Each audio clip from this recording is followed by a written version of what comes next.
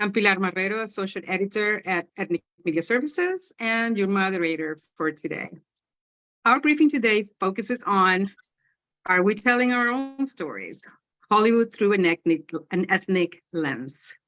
Diversity and representation in Hollywood and all of the entertainment industry matter tremendously, not just in terms of access to jobs and creative opportunities, but in shaping how our stories are told and how diverse communities are seen inside and outside our borders. Studies show that representation has slowly advanced in film and television, but that our share in most creative acting, writing, directing, and producing jobs still needs to reach parity with population numbers and our value as an audience. Despite recent examples like Blue Beetle, a Latino superhero with a Latino cast, crew, and creator, shows like Reservation Dogs and Rutherford Falls, Native Author and Center, and smash hits like Everything Everywhere All at Once, AAPI, among others, are we seeing a structural change? Leaders in the ethnic community have stopped waiting for others to open doors and have started working on projects that create opportunities and change. Our panel of experts, leaders, and creators of color will discuss these issues and more. They include Michael Tran, co-author of the Hollywood Diversity Report, PhD candidate in the Department of Sociology at UCLA, and a graduate student researcher with the Hollywood Advancement Project. Fanny Grande, CEO of Avenida Productions, is a Venezuelan-American award-winning filmmaker, actor, and director. Takashi Cheng is executive director of Chime TV, America's only English-language AAPI entertainment network, and Adalgisa de los Santos, actor and director. We ask speakers to speak slowly, as I'm doing, for our interpreters in Spanish, Mandarin, and Korean. And we ask reporters to enter questions in the chat, which we will address following each speaker as time allows. Our speakers are also encouraged to answer questions throughout the conference in the chat, please, if you can. We will send a video of today's briefing and expanded bios with contact information for each speaker to all participants later today. And so without further ado, I'm gonna give the stage to Michael Tran. He's the co-author of the Hollywood Diversity Report. And he can give us an update of what the report has found out in terms of advancement in Hollywood. How are minorities or ethnic communities faring in the different jobs? Michael, please go ahead. You have 8 minutes, okay? Okay. Please try to keep me on time. I can be a little long. Okay. Sure. Thank you so much for having me here, especially among this panel of luminaries. So as your local friendly neighborhood academic, I think it's my job to provide some context, but I'll try not to bore you with numbers. Instead, I'll speak from my experience and give you a general idea of the trends. But first of all, let me just say that I love the question guiding this conversation. Can we tell our own stories yet? And for someone who's been working in this space for the last 10 years, the question is kind of like, are we there yet? Are we there yet? Are we there yet? The short answer is no, I'm afraid. The slightly less short answer is, while there has been historic progress on multiple fronts, including shattering several onerous Hollywood myths about diversity, progress has been mixed, and the progress we have seen so far is not yet guaranteed by any measure. But taking a step back, I'm a co-author on the Hollywood Diversity Report. This report is released twice a year. We study TV and film, and we look at the relationship between racial and gender diversity and the bottom line in Hollywood. Over the course of about 10 reports or so, we've looked at 11 years of data every year. So we have a really good idea of what are the trends in all of these different employment fronts. Usually we look at the top 200 grossing English language films in both theatrical and streaming now, all scripted TV shows, broadcast, cable, and digital. We look at actors, directors, writers, and show creators. And we connect diversity to the economics of the industry. So box office receipts, Nielsen household ratings, social media engagement. We look at basically what what kind of media is connecting with audiences and making the most money for Hollywood. So over our 11 years of data, we've found two very consistent findings, which is a rare thing in social science, actually. The first finding is that lack of diversity is an ongoing problem. Even though diversity is more visible these days, you still have a ways to go for these directors, writers, and actors, for the proportion of them within the industry to reach parity with how diverse America is. Our second very consistent finding is that diversity sells. Year on year, nowadays twice a year, the movies and TV shows with cast and creator diversity that best matches how diverse the US is are always the one that do the best in terms of what we said, box office receipts, Nielsen ratings, social media engagements, etc. So don't let anybody ever say that diversity doesn't sell. Diversity is where the business should be at. It's where Hollywood's economic interest lies on top of its, moral and cultural interests. But for the rest of my talk, I really want to give an impression of what I mean by saying that progress has been mixed and not guaranteed. When I first went into this, when I first started graduate school, I thought it would be kind of simple. We break these myths about diversity not selling, white households not wanting to see faces of color on screen, women not being able to direct successfully, things like that. And we've broken a lot of those myths with our data. But what we found is the effect of it usually comes in like fits and starts, and you get a lot of kind of mixed results that are not totally positive. And let me give you some examples. The first few years of this, we didn't see a lot of change. The industry was quite slow to change. Then we saw that progress was happening a lot quicker in television than in film. And that kind of makes more sense. The projects usually require a lot more time and investment, whereas TV, the market's much more expanding. We're in the era of peak TV nowadays. So there's a lot more, so there's a lot lower risk to TV. So they gave people in color and women a lot more opportunities. What we found with the rise of streaming and digital platforms that, the market's expanded so much. So we've seen a lot more growth in those areas. We can have a deeper conversation about how that in itself is not great because, in some ways it's harder to build a career if you're starting out in digital and streaming. We've seen much more progress in front of the camera than behind it.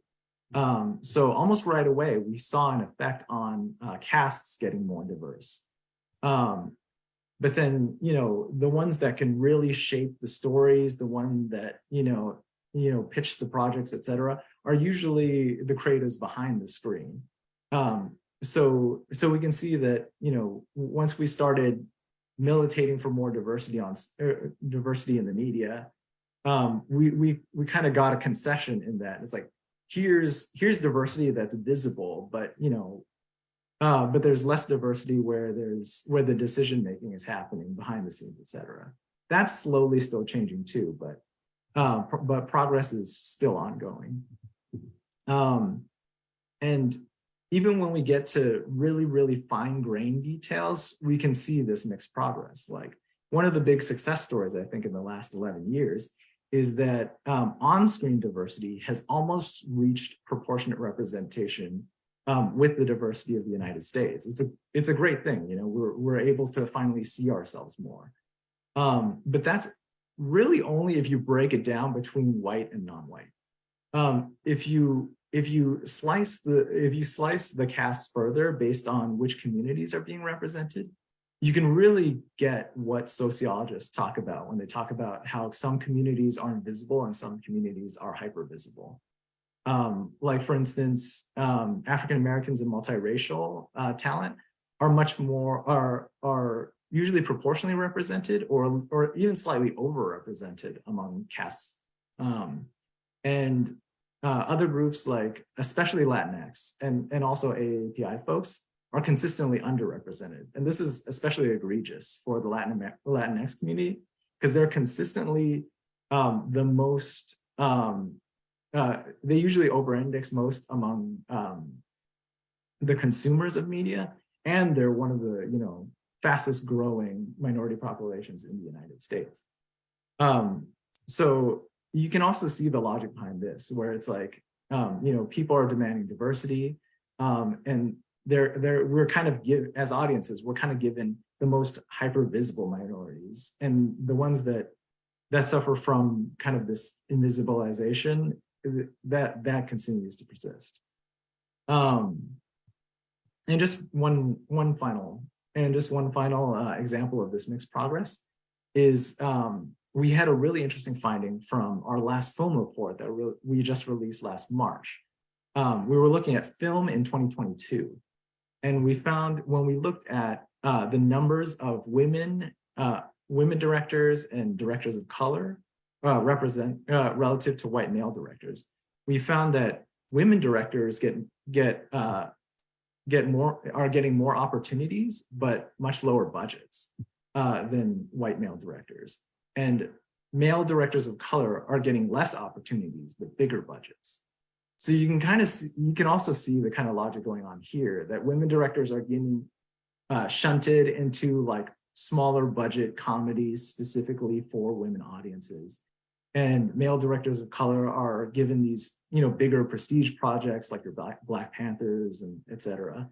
But there's fewer of them because the industry seems to be selecting kind of exceptional cases to give these opportunities to.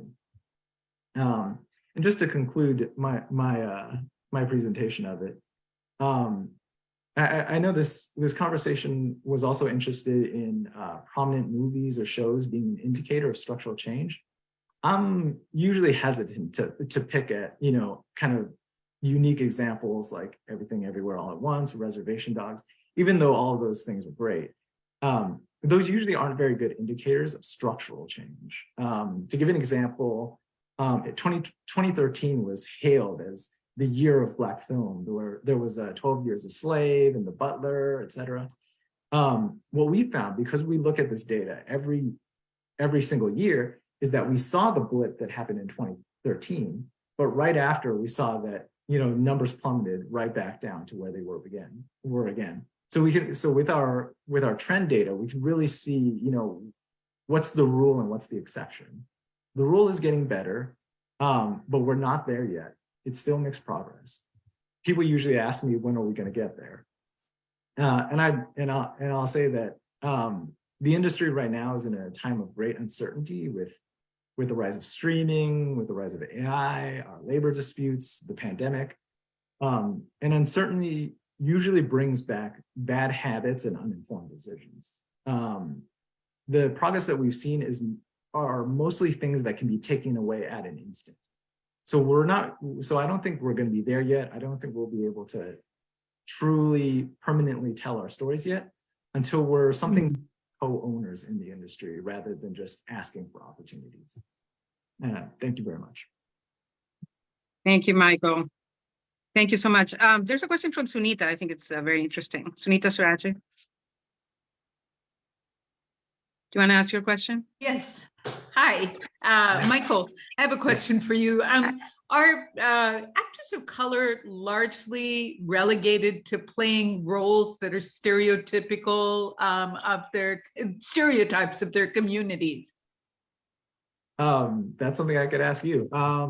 That is a very interesting question. Of course, all of our research is motivated by seeing a more inclusive and humane representation of people of color and women. But our data only specifically looks at the big picture numbers. Who's getting opportunities to work, who's getting opportunities to be on screen. So we don't. I'm sure. Look at representation. No, I was just going to say, I'm sure some of our other guests are able to talk about that. Yes, I'm sure about that. Yes. Let's see. Henrietta, you wanted to ask your question or make your comment? Henrietta Butters. Yes, thanks so much, Pilar. Michael, African Americans have been in the forefront of the civil rights movement, fighting for equity and equality since the founding of this country. So would it stand to reason that they would be in the forefront when it comes to representation in the media? And once you break that black-white divide, then I would think other races would then become brought more into the mainstream when it comes to media representation. I agree. As a person as a sociologist who studies race and anti-racism, I think everyone in this country owes a huge debt to the Black liberation struggle.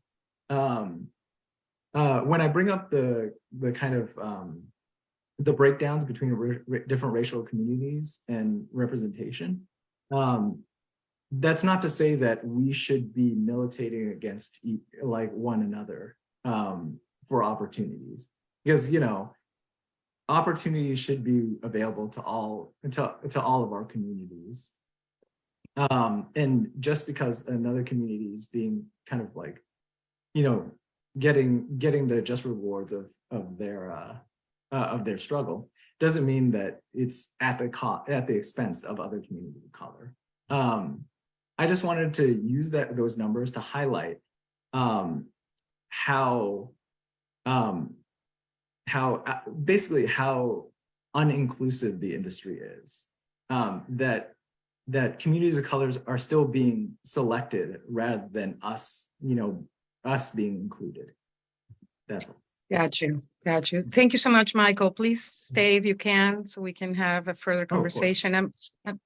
Thank you so much for all the information. Now I have the pleasure to introduce a leader in our Latino community, Fanny Grande, CEO of Avenida Productions. She's Venezuelan American, award-winning filmmaker, actor, and director. Fanny, please tell us what your assessment of Latino representation in Hollywood is, and talk to us about how you're opening doors for our community. Thank you so much for having me. So Latinos are almost 20% of the US population, yet we only get 2.3% of leading roles on TV.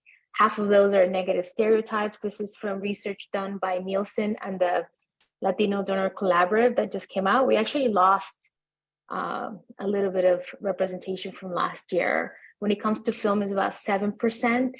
But like our previous speaker stated, we are the most avid consumers of media. We buy 1 in 4 movie tickets. We consume the most streaming. The top 10 streaming shows from last year were in parts thanks to the Latino community. Yet we don't get the opportunity to participate in this industry. I can tell you, I started as an actor about 25 years ago, and I quickly realized there were no opportunities because I took a stand and I want to keep playing the negative stereotypes on TV. And we launched, we started making our own films. That's what I decided to do because the talent is there, the talent is plentiful, and it affects how we're perceived as a community. There's a perception that we are always the perennial immigrant. There's nothing wrong with being an immigrant, but we're constantly being portrayed as the other, right? Anytime we demand representation in US media, we're told, oh, but you have Televisa, which is from a completely different country, by the way. When we consume English language very avidly, we consume that type of media. So it's an issue. A lot of our talent just gives up because the opportunities are simply not there. When it comes to behind the camera, the numbers are even worse. When it comes to, for example, members of the DGA, they like to clump us all together, all the minorities. But if you really start taking a look, only about 1.5% of members are Latino. Latina, forget it. It's 0.0. It's like so minuscule, it's even hard to count. And when it comes to representation in the C-suite, when it comes to representation and the networks, we're just invisible. So this is this is an issue that we've been trying to fight for over 50 years now, and it it doesn't seem to get better, except for the few exceptions out there. You have, Pedro Pascal, who's the lead of the largest TV show in the world. So we have exceptions. You have Jenna Ortega. We have, the Blue Beetle, Cholo Mandoreña. We have the talent. We've proven that we're loyal. When we see ourselves represented, we actually support more. Yet the studios won't change. The few films that get made, they don't receive the proper marketing and PR that it deserves. A lot of times, Latino roles are cast by non-Latinos, which is brown facing. It's a practice that should not exist. When you see Latino representation, it's usually light skin, right? Or the completely opposite. This stereotype when we are an ethnic group. So it's kind of hard to pinpoint what a Latino looks like, but Hollywood is really adamant in putting us in a box. We are 1 in 4 young people in this country is a Latino person, yet our representation in media, our representation in politics, our representation in business, it's affecting how we're representing the media, starting to affect access to capital, education, access to so many other industries. So it's not just the fact that we're being exempted from an entire industry. The way that we're represented in this industry affects every other aspect of our lives. So what we've decided to do, we launched a company called Avenida Productions 7 years ago. And what we do is we empower the storytellers, we empower actors, writers, directors, and we use all non-traditional methods. For example, we have a crowdfunding platform for creatives. We've helped raise millions of dollars for hundreds of creative projects over the years. We have a studio space in Los Angeles, and now we're going to be launching a streaming platform because there's a void. There's a huge void in the market. There's a huge gap that nobody's willing to fill, and we see the opportunity. So that's our biggest project right now, connecting our creative community to audiences, because a lot of filmmakers out there that are Latino have to make their own movies. We just don't have access to capital like everybody else. So we decided to empower the filmmakers and connect them directly to audiences that are so hungry to see themselves. So we're taking a very non-traditional, audacious way to change and to transform Hollywood to be a more inclusive and to be a more fair industry. So that's the work that we're doing at Avenida. Annie, we mentioned Blue Beetle before, and this was a very exciting project that was fully Latino, pretty much. Yeah. And it just recently opened, and we are in the middle of a strike. And tell us what's going on with Latinos and how you and others are trying to get the community to support this, given that we cannot promote this film because of the strike. I'm a producer and an actor, so I'm a proud member of SAG-AFTRA. So as a SAG-AFTRA member, I cannot promote this project, and I stand with my fellow members. I'm actually on the inaugural Latino committee for SAG-AFTRA. This is the first time in the history of the union that we're actually represented, which is really exciting. We've had 2023 with several projects that are out there. There are milestones for the Latino community, yet the studios won't promote them properly, and the stars of these projects cannot promote it. So we have the first Latino led, written, directed, and with a proper budget ever to come out, and we can't promote it. So what we did is 27 nonprofit organizations along with our production company signed a letter in which we encouraged everybody to support the Latino creators that are involved with this film, both in front and behind the camera. And it came out in all the trades. And listen, considering that the film was not promoted properly by the studio, the stars were not able to also promote the film. There was a hurricane in Los Angeles. It still raised $25 million, right? Now, is this below expectations? Of course. I mean, what do you expect if we don't have, if there was no marketing?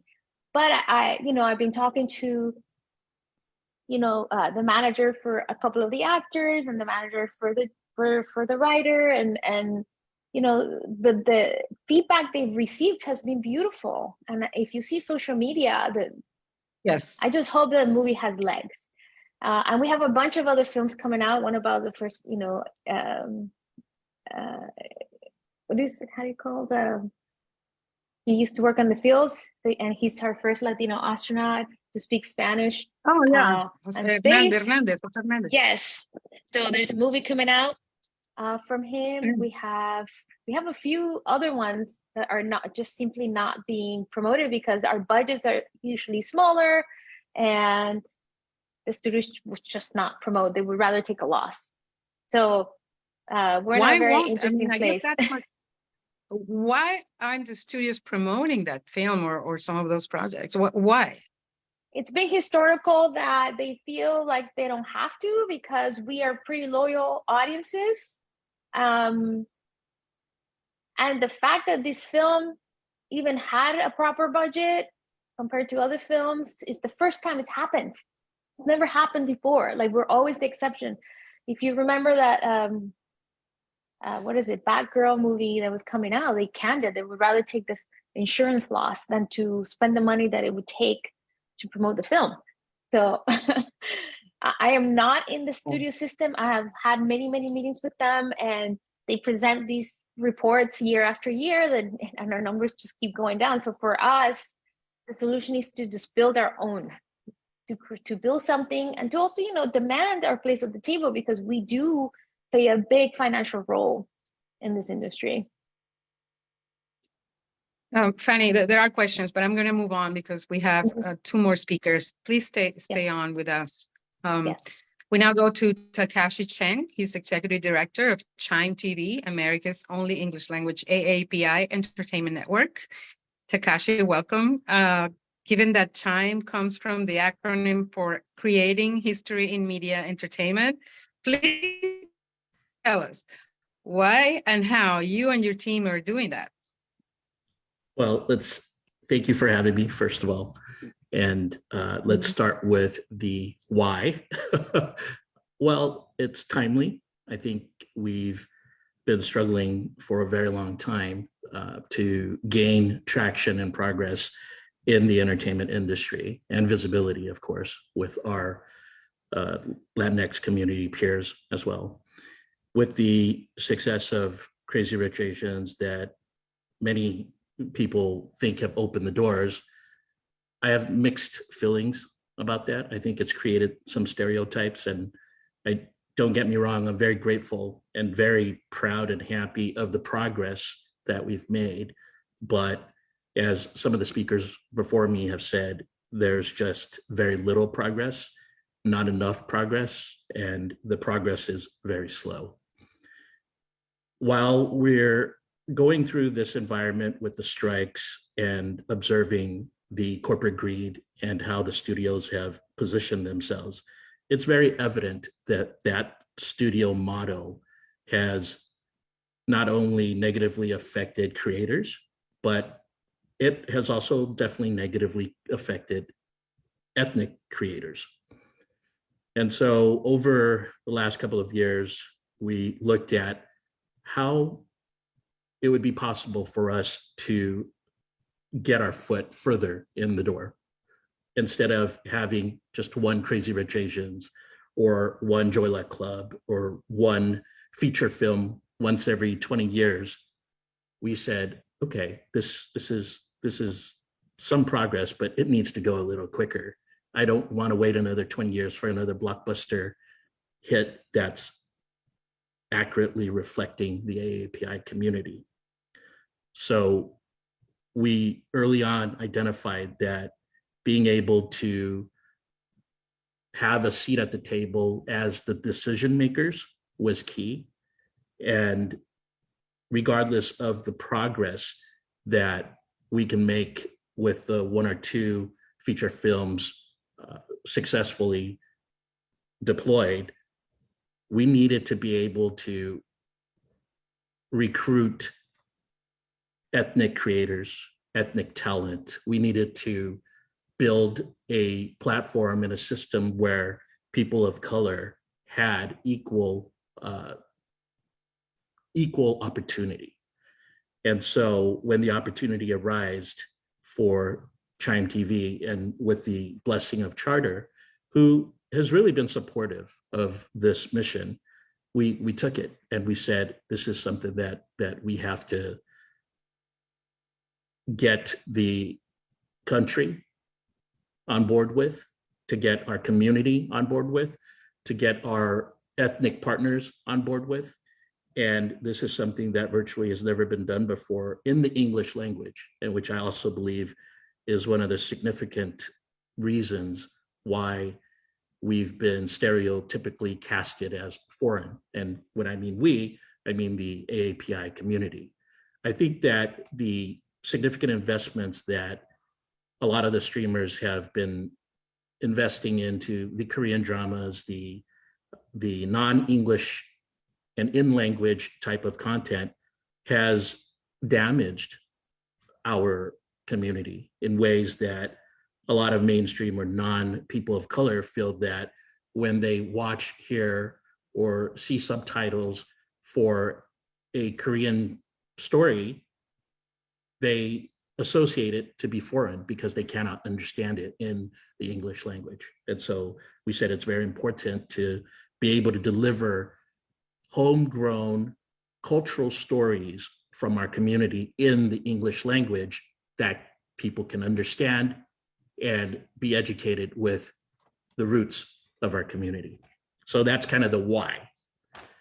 And now the how, we intend to make history in entertainment and media with this platform is, number one, we are committed to developing and empowering Asian Americans of all cultures.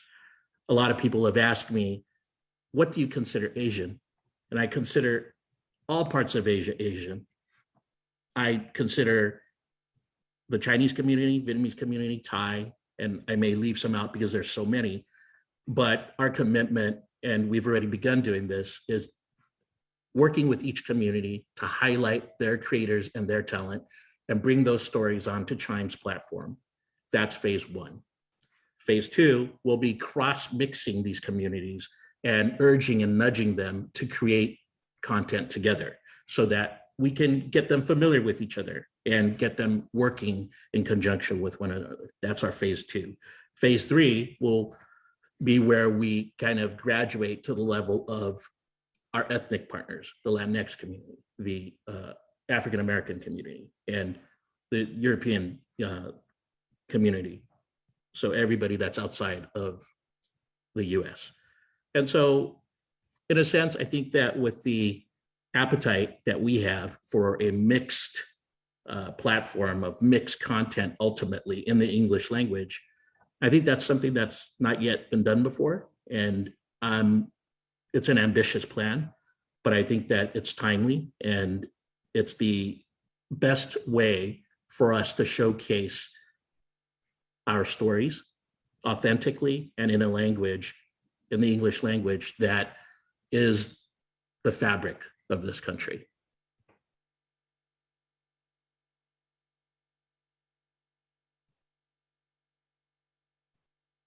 Sorry, I couldn't mute for some reason. It's okay. Thank you so much. So when you talk about you having movies and film in non-English languages, do you see that as a negative? Do you see that as something that why is that a problem? And why do you think English you do these projects? I don't view it as a problem, but if the marketing around the ethnic spend is on foreign language type content, I think that that presents a stereotype with mainstream America that does not understand that language. I think in the reverse, if we are able to bring for instance, the Vietnamese communities or the Filipino communities that already have strong positions in media, but they're all in language programming. If we're able to extract some of the stories in the English language, I think that that will help to remove the foreign stereotype. So in other words, it would help other Americans or the larger American community to know these communities better. Right. Well, I think it's a lot of it is the lack of awareness, the lack of understanding, the lack of the educational component, and just overall, I think sometimes with the language barrier, it becomes very difficult for people to have a desire to understand or have a desire to connect. So I think that if with the language, English language being sort of that universal connector for us, if they are able to watch our stories on screen in the English language and then understand these are our struggles, we've been here for generations, we are a part of the American fabric, we helped to build this country. And I speak for all people of color, right? Is that we have had some hand and some involvement in building this great country. And it really is what this country is all about anyway. I don't know where we lost sight of that, or for the people that have lost sight of that, but America, to me, has been the place, the country that can offer you a better life, democracy, right? And a lot of freedoms that a lot of other countries don't have. And to be the role model, right, for a lot of these, other countries. And I don't understand why there's just one predominant race that should be dominant, because we are a mixed bag. But I do think that the solution, and to provide some progress to that, is that if people can understand our stories, right, and they can be educated about it, and then they can empathize, they can connect, and they can understand that the Chinese built the railroad, Mexicans have been here decades before anybody else, and this land actually belonged to Native Americans, and ultimately it was colonized. And when it comes down to the question of who does this land belong to, it belongs to everybody, because everybody put their hand in building it. It doesn't belong to one set group. So That's a great point. Thank you so much. There are questions, but I think those questions will be best answered by a discussion of everyone. So I'm going to call on our fourth speaker. Thank you. And then we'll take some of those questions so everyone can chime in, okay? Thank you so much, Takashi. Please stay. All right. I'm going to invite Adalgisa de los Santos. She's an actor, she's a director, and as you can see, she's Afro-Latina. And that's something that she's going to tell us about. What does that do for an actor? I don't know so much that it does anything, it definitely does not give me a leg up. I think people who have parents who are immigrants, who don't have just one culture, sometimes we're sort of going in between identities, and to be in this country of Dominican heritage and not be seen, not be represented in anything, because it's not just, the American entertainment business takes it sort of lead from our communities.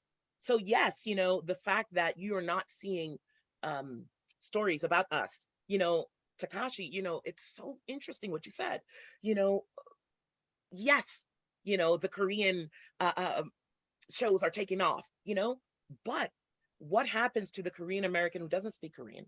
What happens to the the guy in Arkansas who doesn't know anything about Korean Americans except what he's seeing in the Korean foreign language? So yes, it is imperative that our stories are told by us who are living here for us.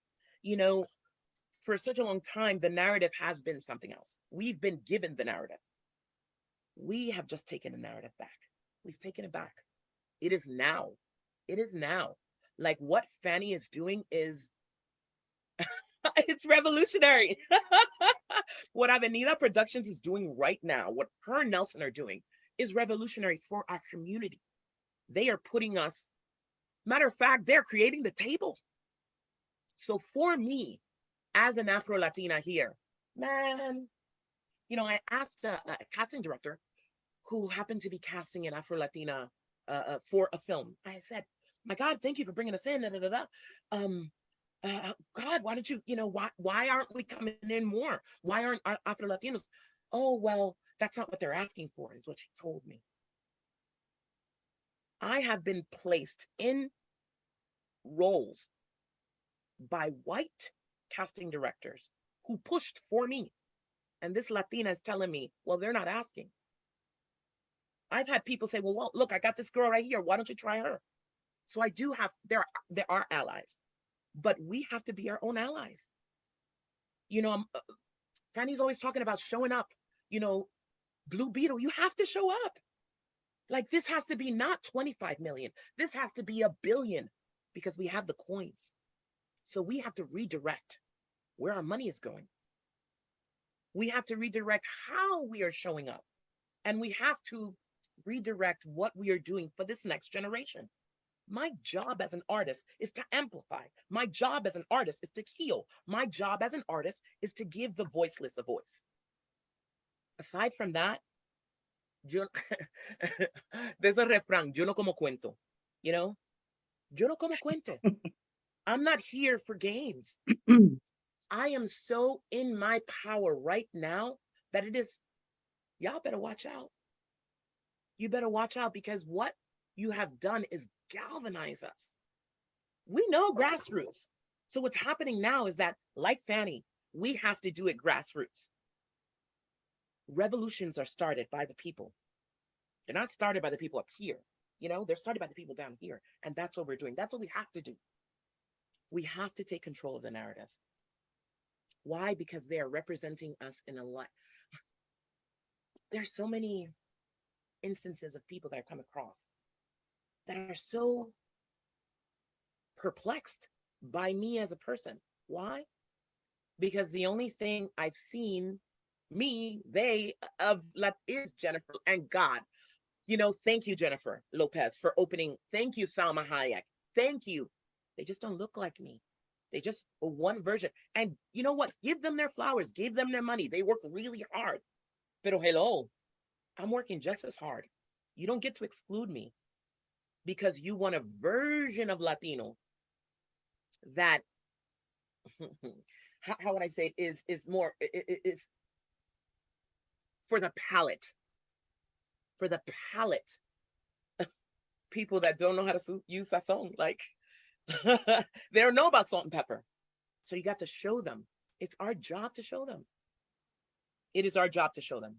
And so, you know, in that vein, I'm on the board of my theater company, and our goal is to make sure that the marginalized community and LGBTQ community see themselves in classical text. In classical text. I mean, I don't even see La Casa de Bernarda Alba. I'm not even there. And I love La Casa de Bernarda Alba. You know, but there are so many of these communities that Shakespeare, like, they don't.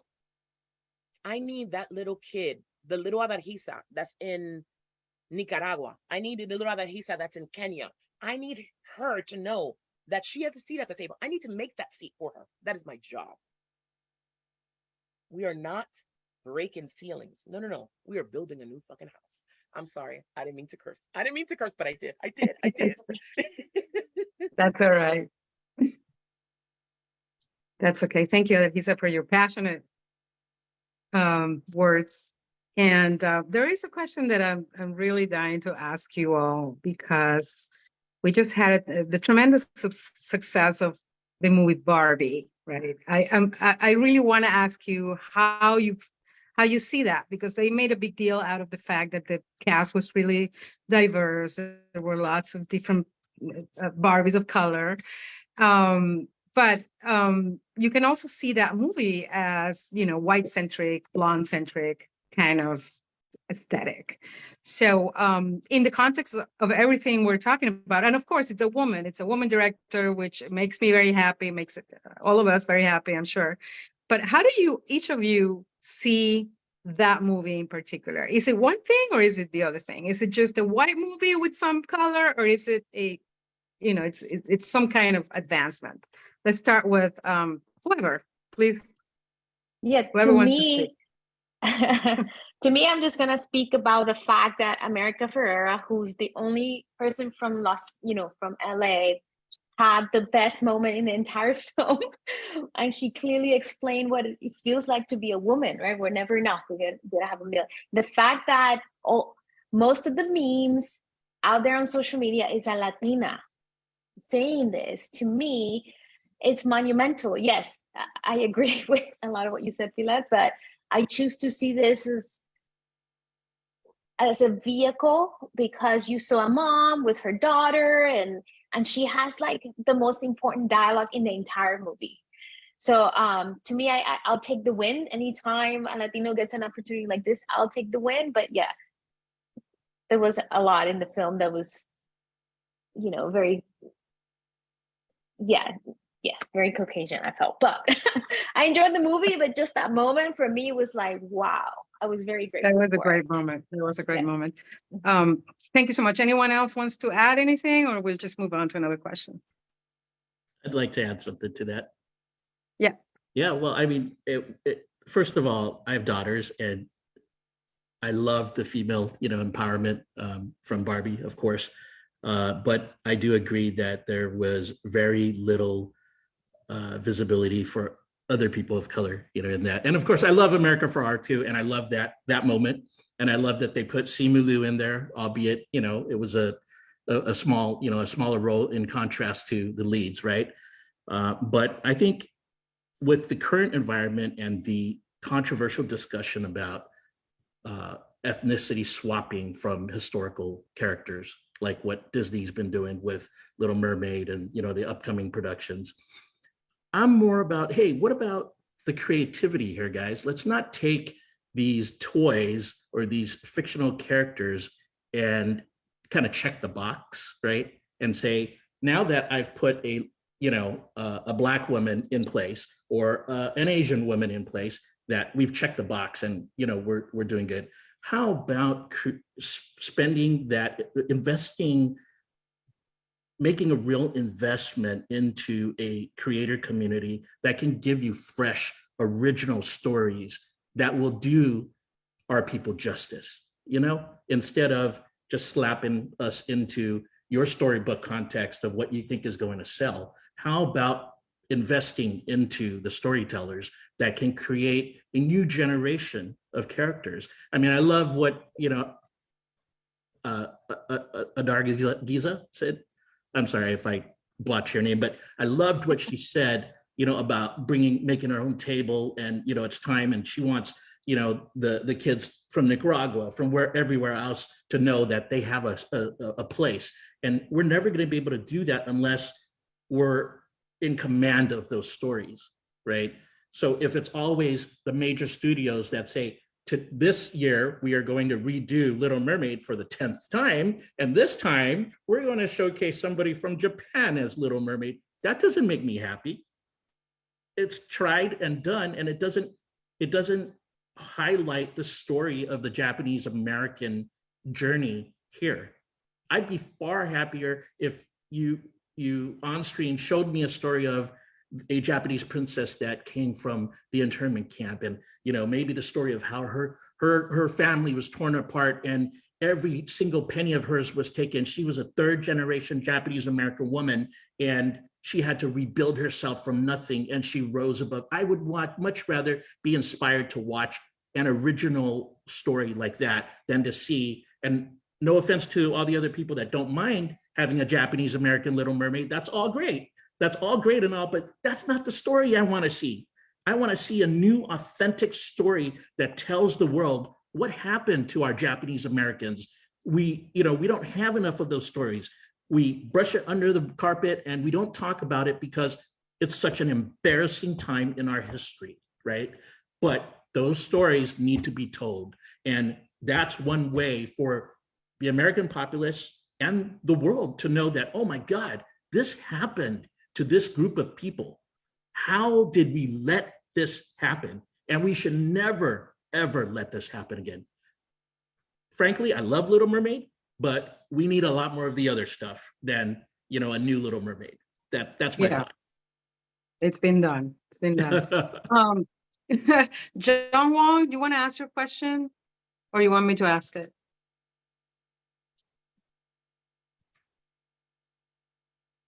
John Wong? Yeah, Okay. yeah, hi, yes.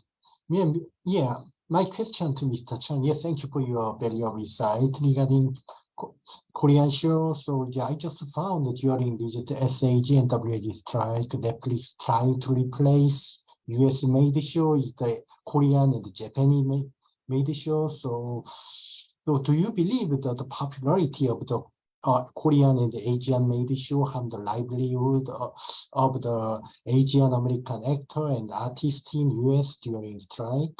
And what's your feeling about the Korean and Asian show in streaming service? First of all, I'm not against in-language programming.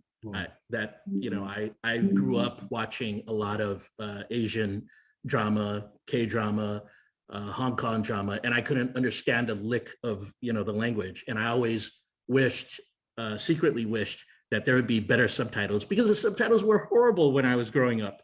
And my friends would laugh at me because I thought it meant something, and I go and tell them, hey, you know, that's what happened. They're like, that totally didn't happen, man. And so I have nothing against in-language programming, but I'm not trying to replace that. I'm trying to provide the country and our community with a product that we've never had. And sadly, I want a general audience. I'm happy if Koreans, Chinese, you know, Thai, Filipino, if everybody watches, but I'm happiest when my people of color peers, my Latinx community, my Black community, right? I'm happiest if everybody watches and says, hey, these guys are just as American as we are. They are everyday people in America, just like we are. They can tell jokes, they're funny, they're doctors, they're lawyers on screen, and they're not just kung fu artists. They're not just, you know, casted in one negative stereotype. I want the world to understand that we are American and we are an American company, eventually, hopefully, to have a global position. I'm not looking to replace any type of Asian media. Thank you so much. Yes. Yeah, I see the comment by Frank Blanquette about not having a Native American voice. We tried getting several different sources to talk about from the Native American community. Unfortunately, we did not get a response from different people we reached out to. Sometimes when you put together these events from week to week, we reach out to a lot of people and some of them do not respond. And that may be because they're very busy or they missed an email, but that doesn't mean we didn't try. I just wanted to make that very clear. All right. Thank you very much. We are about to close. We have a few more minutes. All right. Let's see.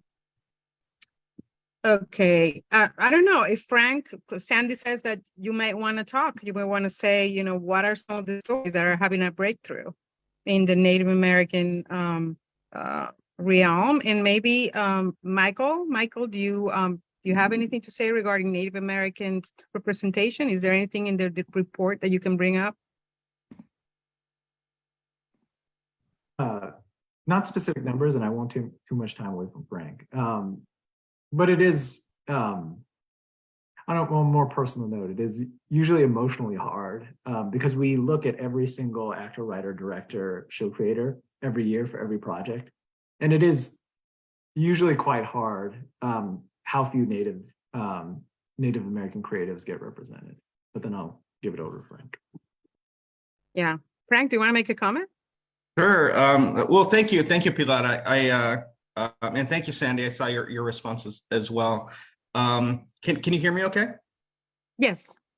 Yeah, I'm just looking at the list of speakers, and I appreciate everybody's words. I love seeing, as a Latino Indigenous person myself, I love seeing these voices here on the panel.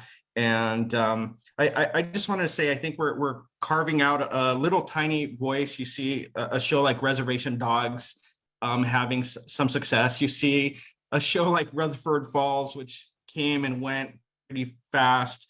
You also see Spirit Rangers, that is completely written, and showrunner is native, writers are native, voices are native, and it really fell on us to carve out those roles ourselves, and to really give our communities opportunities to be. If somebody like Sterling Harjo, he brought the cohort of Indigenous filmmakers that were part of the Sundance Institute's fellowship that specific for Indigenous writers. He brought almost everybody that was part of his cohort with him on his series. And so I think, I think it's true that we have to help ourselves, because we do close a lot of doors, and I hear it in Native communities. There's these gatekeepers, we almost sometimes have to break down those doors within our own communities to really help us move forward. And I just want to say, like, I commend everybody that's been on here. I love seeing that diversity is starting to make an impact, but I also feel, and I see it with other network shows, that they're just checking a box a lot of times. And so that's what I hate seeing. I hate seeing, with Native American communities, there's doctors, there's lawyers, huge representation in law, and we don't see that on television. We don't see, like, we need to stop playing Native characters and just play characters. And I think that's just, if I was to say something that I think we just need to be inclusive, because we are part of the community. We're your neighbor, we're your teachers a lot of times, and so that I guess that's the only comment that I could really make, but it is, I think we are viewing ourselves as an example of bringing our communities with us in front and behind the cameras, and I'd like to see more of that. Thank you so much, Frank. And I'll send you an email to tell you who I reached out to later. Okay. Thank you, Pilar. I appreciate that. Okay. So we only have about 3 minutes left. So let's just go around the table and ask each one of you for last thoughts. What are you hopeful about? I think that would be a good way to end. Maybe Michael Tran. Sure. Thank you guys again for the opportunity to be part of this great conversation. For my last thought, I'd like to actually echo something Fanny said. She talked about some of the themes in what you talked about was proving our loyalty and making our own opportunities. The thing I'm looking forward to most, especially with the work we're doing, is to finally settle once and for all needing to prove ourselves as audiences, as creatives, etc., and moving towards making our own opportunities. Thank you. Thank you so much for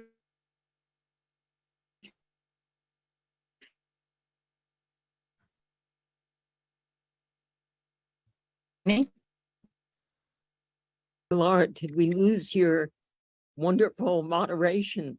We can't hear you.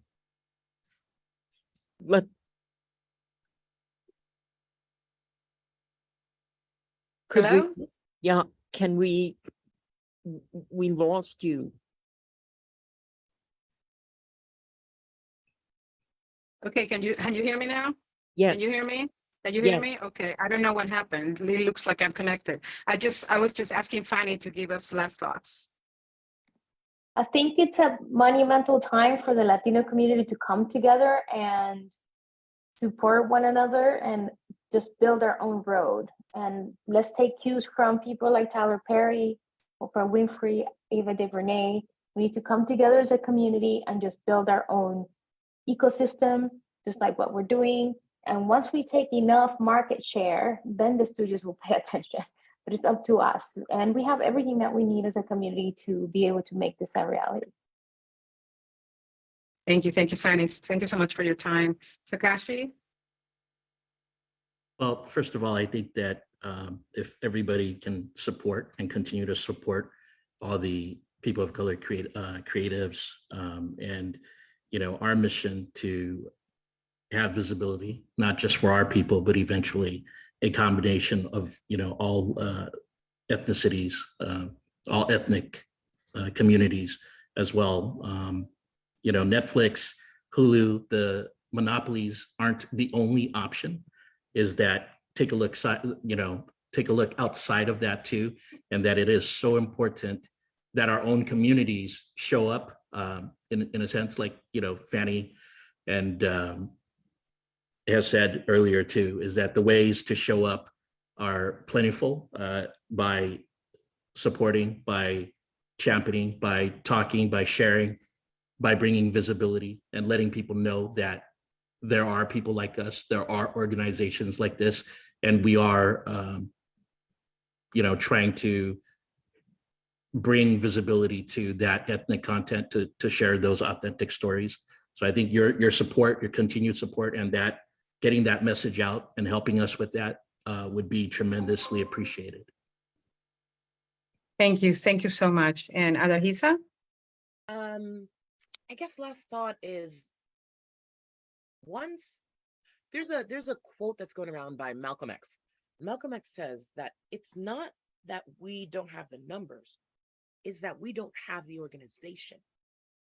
So when Latinos get together, when Asians get together to support each other, but what's going to be beautiful is when Asians and Latinos and Southeast Asians and Indigenous, when we all get together, that's what I mean when I say we are unstoppable. Wait and see. We are unstoppable. Take an example of what's her name, Shonda Rhimes, and how she elected to put a Southeast Asian, dark skin woman. If we bring all of us up together, we all gain. Yeah. She didn't have to highlight Agreed. that, but that is a community that is marginalized and is Yep. never seen. Never. It is our job to make sure that not only are we trying to get our people forward, we are also extending our hands back. As I make room for myself, and I'm making room for myself, I'm gonna throw my hand back and pull somebody else. I don't care who it is. Right. You're coming with me. Yeah. I have access to information. You got it for free, baby. Yep. You got it for free. And when you have that information, make sure they pay you for it. Yeah. Okay. Yeah. Thank you. Thank you, everyone. Yeah. Thank you for giving us some inspiration here. Sandy, I don't know if you want to say some last words. As a lover of movies, this has just been a delightful hour. Thank you to our great speakers, all of you. Thank you. Thank you so much.